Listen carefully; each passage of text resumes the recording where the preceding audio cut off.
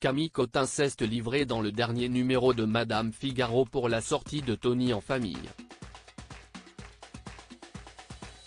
L'occasion de s'épancher sur sa propre vie de famille, notamment son fils aîné qui approche la redoutée période de l'adolescence et les défis que cela représente pour les parents.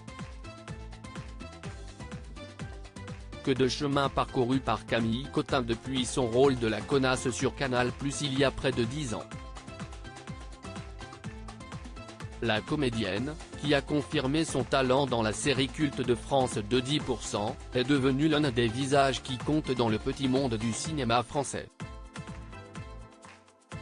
Encore plus fou, elle a vu Hollywood lui ouvrir ses portes ces dernières années, tournant aux côtés de Matt Damon dans Stillwater, ou encore Lady Gaga et Adam Driver dans House of Gucci, avant de carrément faire son entrée dans l'univers Star Wars.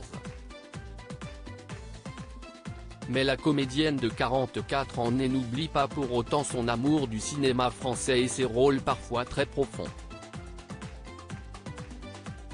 La preuve avec la sortie prochaine de Tony en famille, comédie dramatique de Nathan Ambrosioni dans lequel elle joue le rôle d'une mère de famille qui élève seule ses 5 adolescents et décide de reprendre des études. J'adore les ados, je les trouve touchants, un rôle qui lui sied à merveille puisqu'elle souhaite fonder une grande famille, malgré les difficultés d'emploi du temps liées à son métier. En attendant de savoir si elle franchira le pas pour un 3e enfant, elle profite déjà à fond de ses 2 premiers, Léon, 13 ans, et Anna Paloma, qui vient de fêter son 8e anniversaire. Un aîné qui approche donc d'une période pour le moins mouvementée pour les parents, l'adolescence.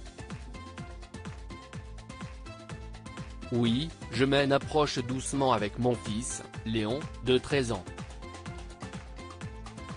Je sors donc la grand voile, et suis prête à affronter les éventuelles tempêtes et orages à venir. Mais j'adore les ados, je les trouve touchants.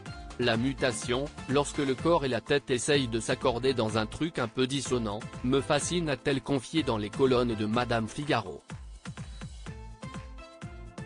Mais pour affronter cette période sensible, Camille Cotin peut compter sur le soutien du père de ses enfants, prêt à tout pour le protéger de certains risques. Le père de mes enfants essaie de limiter l'écoute de certains reps, dont les textes peuvent être misogynes et violents, conscient que notre fils n'a pas encore acquis la distance nécessaire pour appréhender le propos, ajoute-t-elle.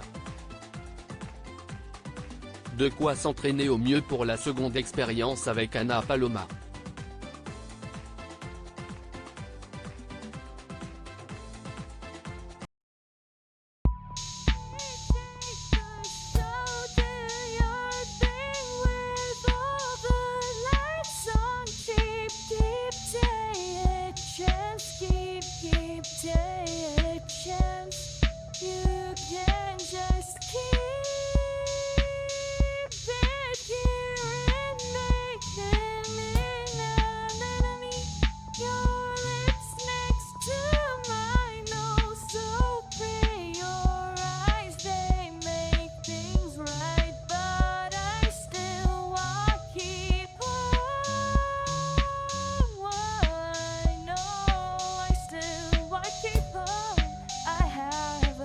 Keep it apart.